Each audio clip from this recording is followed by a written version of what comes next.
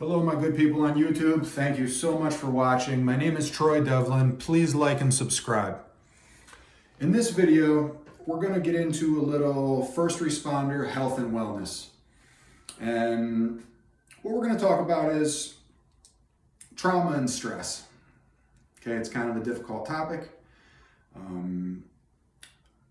I'll say this, I'm not a doctor, I'm not a therapist, all right? This isn't therapy, but I've been to them, but this isn't medical advice. Always consult with your doctor. I am a certified physical fitness instructor. I'm a mindfulness guide. I'm a health coach. I worked in law enforcement for quite a few years. I worked in a prison for a long time. I worked on the street for quite a while. So I'm familiar with the challenges faced, particularly to the first responder community in terms of trauma and stress.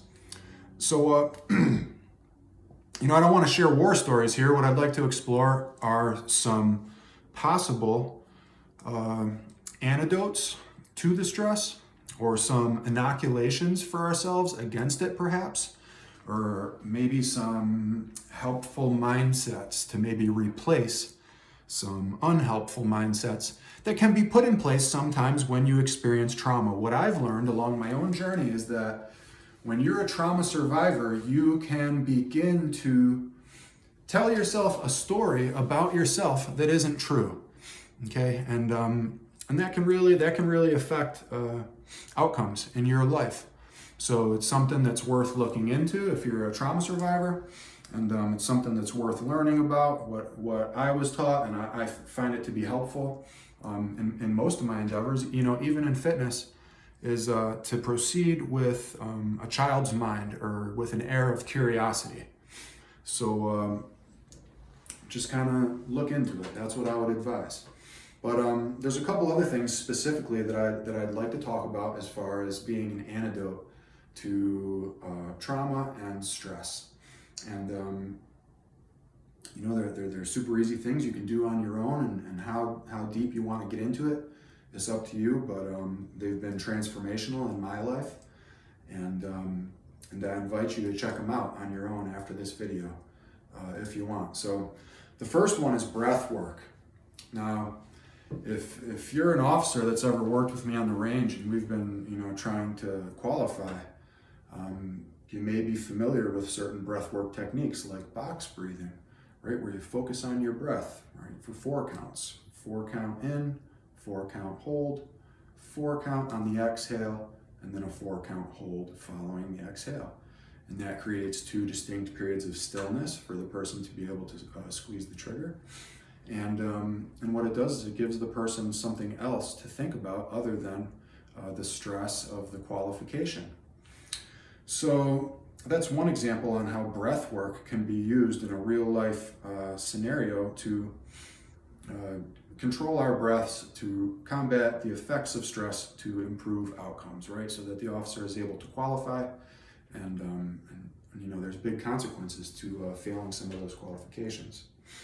So let's think about it in another way, using breath work just kind of as an antidote to the day-to-days. All right, there's various techniques that you can use, one of which just being the long exhale. Okay, it's a very simple breathwork technique, simple because it involves no counting. So the long exhale is just the person that, and I recommend to take a breath in through the nose. So you breathe in through the nose for a certain period. And on the exhale, you just let it out with a sigh or a sound, but you make sure that you extend the exhale so that it's a little bit longer than the inhale. And there's a reason for that. When you inhale, perhaps you feel your heart rate speed up a little bit. It does, in fact. And on the exhale, your heart rate slows down a little bit. So what we can gather from that is that when we focus on the exhale and extending that exhale, all right, we're consciously focusing on maybe bringing our energy down a little bit. All right, so that's the thought process and the whys and the hows on the long exhale. So breath work is one way to deal with stress. Now, the next way to deal with, I would say, more trauma, right? I'm grouping trauma and stress together, but they're sort of separate. See, trauma is more of a cumulative thing, that we could think of it as more of a chronic condition. And I don't want to go down the rabbit hole on trauma. We could talk more about some of the deleterious effects in some of the next videos here. But what I would like to talk about is the antidote, right? So the antidote to trauma, and it works great for stress also, is nature. Nature, connecting with nature. I had a tough go with some workplace violence, and there were a few very traumatic events that I have been working through throughout my life, including a death and a few significant, very violent incidents that occurred in the workplace, and that affected me. But the interesting thing was that I didn't realize it affected me until I, started talking to people about it and finding out more. So the long and the short of the story is that I've seeked out various mentors.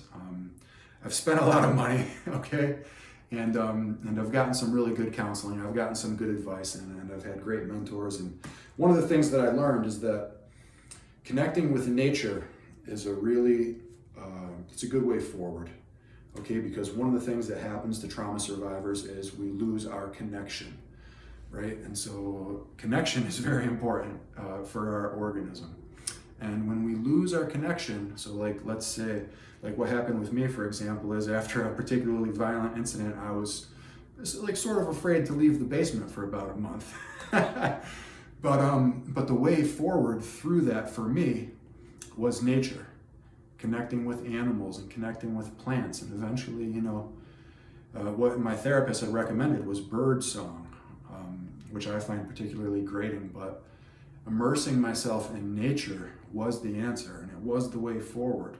And realizing that I have a place in nature and I belong, and the nature, sort of the vessel that's created out there, a non-judgmental environment, that is a good environment for growth. All right, for the affected person to be able to reconnect. And once you're able to reconnect with nature, right, maybe, as silly as it sounds with plants or trees or whatever, but how about animals, right? We feel a connection there. And that's also, it's a tool that we can use to reconnect with humans, which really is the problem, I feel. When we lose our connection, with other humans. We isolate ourselves for various reasons, and it's because of fear. All right, mine was because of fear, but there is a way forward. In fact, there are many of them. Right, there's so many resources out there. Trauma and stress doesn't have to take over your life. It doesn't have to kill you. There are techniques available, and two that we talked about, and I've found them to be very helpful for me: breath work and nature. Thank you so much for watching. We'll see you again soon.